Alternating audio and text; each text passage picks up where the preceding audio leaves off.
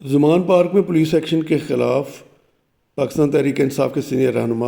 اور سابق صوبائی وزیر چودھری غلام عباس تقریر کر رہے ہیں۔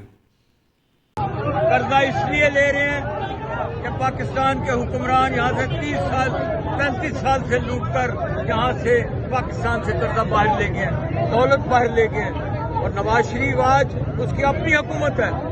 اس کا بھائی اس میں بیٹھا ہوا ہے، وہ کیوں اپنے ملک میں نہیں آتا، کیوں پاکستان میں نہیں آتا؟ اس لیے نہیں آتا کہ وہ چور ہے، وہ ڈاکو ہے، وہ بدماش ہے۔ آج پوری دنیا میں کہیں بھی وہ گھومنے کے اور پھرنے کے قابل نہیں ہے کہ گھوم سکتے ہیں۔ اور میں ایک بات بڑی کلیئر آپ سے کہہ رہا ہوں اور حکمرانوں سے کہہ رہا ہوں، یہ بات اپنے ذہن میں ذہن نشین کر لو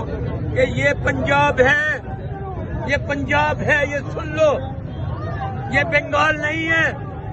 یہ بنگال نہیں ہے، یہ بلوچستان نہیں ہے،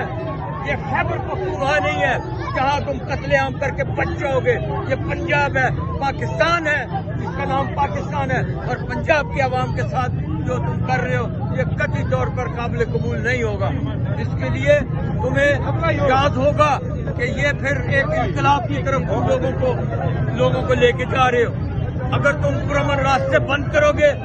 اگر تم انتخابات کے راستے بند کرو گے، اگر تم انتخابی عمل کو روکو گے، تو پھر اس کا دوسرا رد عمل انقلاب ہے، اور انقلاب کا بات ہے پھر ریاستیں بھی نہیں بچتی اور کچھ بھی نہیں بچتا، اور پورا حکمران طبقوں کے ساتھ یہ سارا جو ہے یہ سلسلہ چلے گا۔ اس لیے